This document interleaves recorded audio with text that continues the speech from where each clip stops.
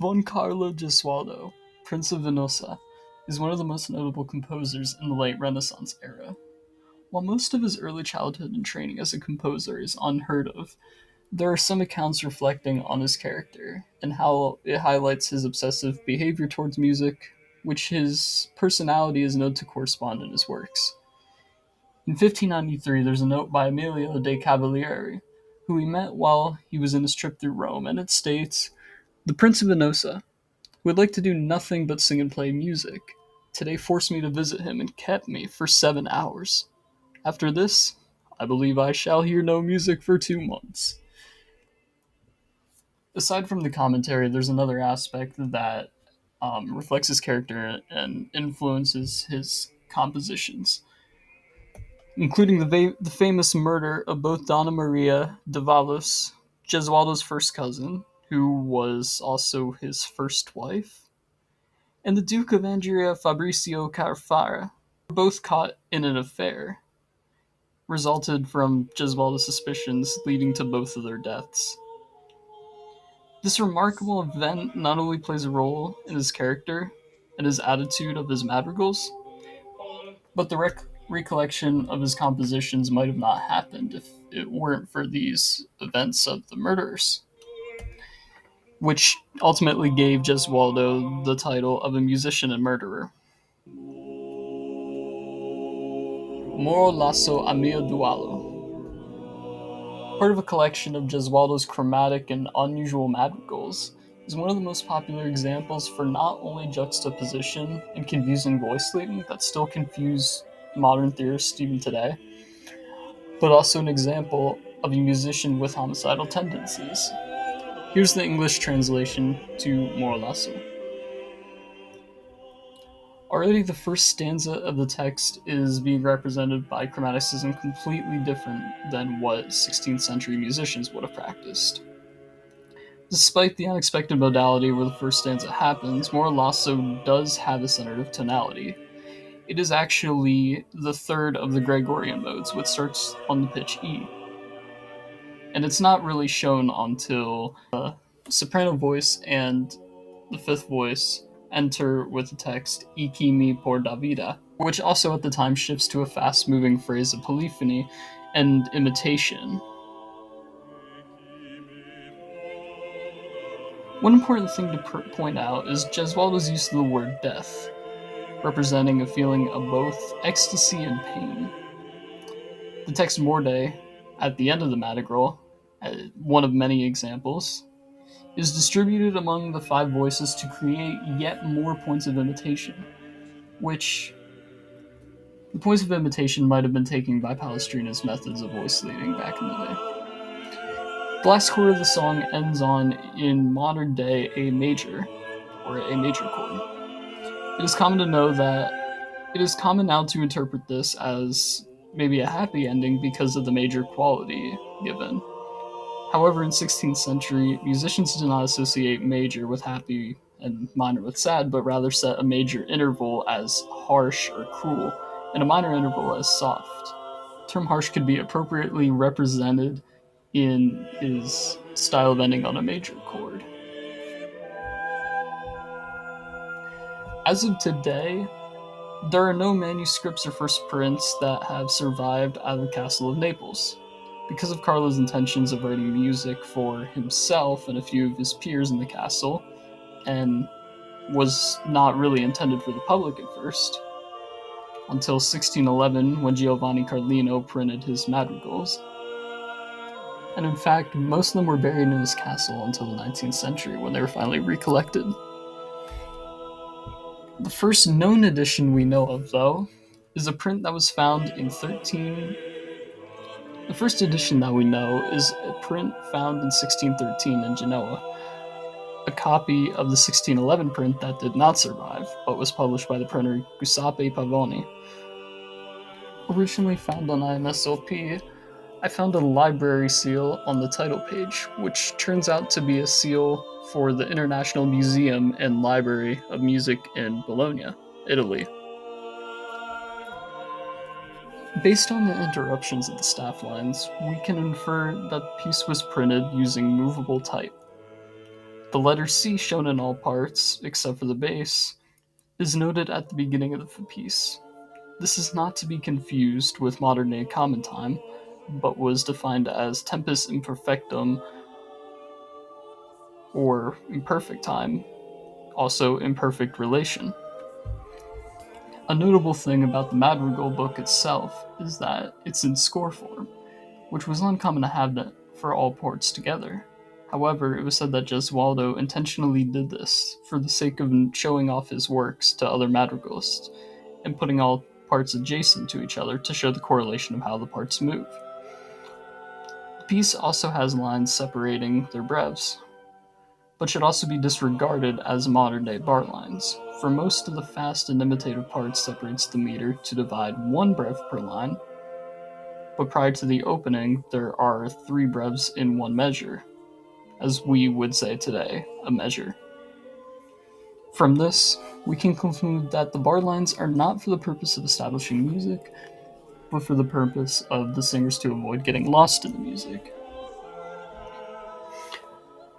Another printed copy is the 1616 edition, currently published in Venice, Italy, by Antonio Gardano.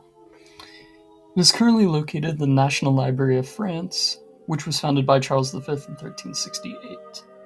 It holds not only early books and manuscript copies, but also famous artifacts and artworks. From a footnote in A General History of Music by Charles Burney, also holding a critical edition of Moro, Lasso, which we will discuss later. Their edition was noted at Christ Church in Oxford by Dr. Aldrich and Goodson. Unlike the previous edition, this edition of Moro, Lasso has a book for 5 separate parts: the canto soprano, alto, tenor, basso, and the 5th voice, that is found between the soprano and alto voice. The print was completed using movable type again, a form of printing that made mass production of music much easier.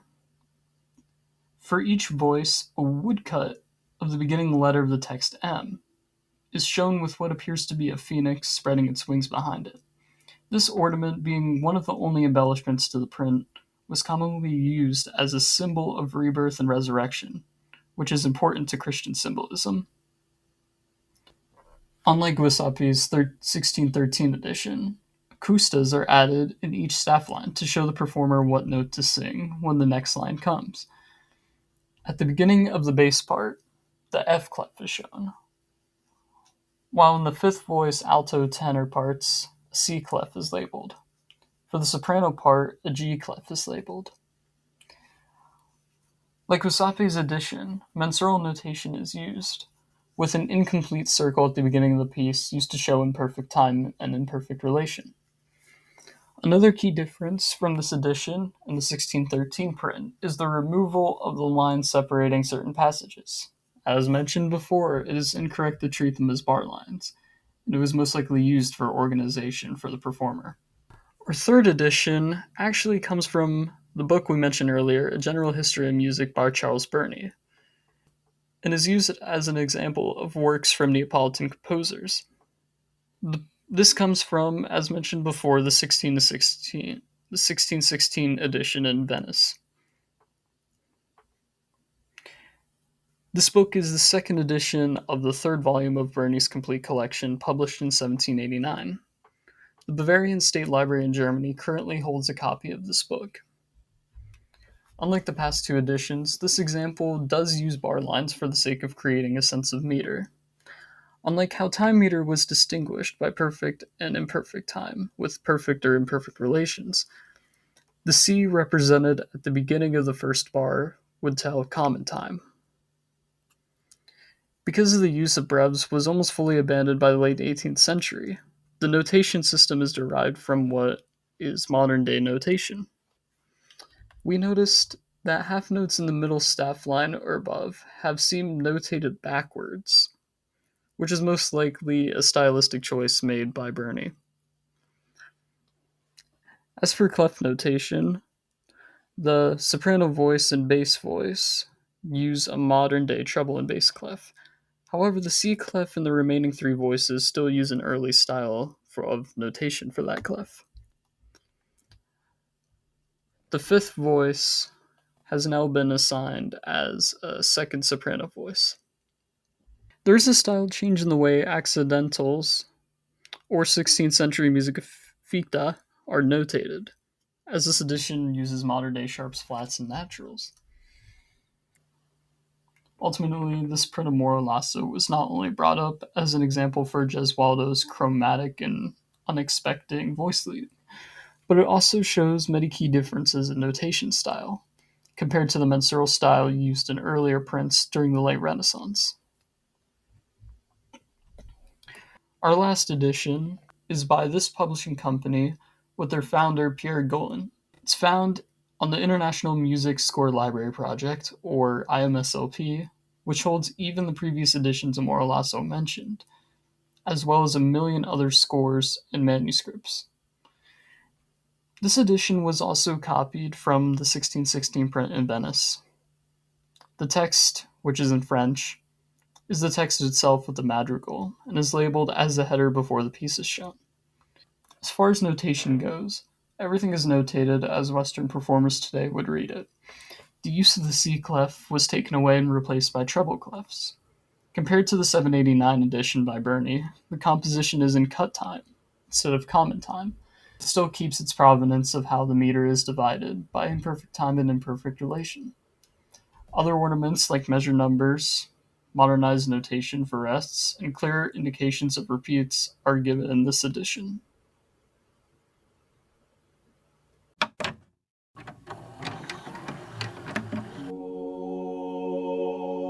Because of Carlo Gesualdo's life and music obsessiveness, and also isolation during his time as the Prince of Venosa, it is recognizable to see correspondence of his life as a murderer and a musician for his later madrigals, especially Moro Lasso and Mio Duolo, which are embedded with his use of chromatic language and have been remarked by many musicologists as a mad composer. He died in 1613 in his castle of Naples with his madrigals, which his music would not be reckoned again for evaluation until the later 18th century.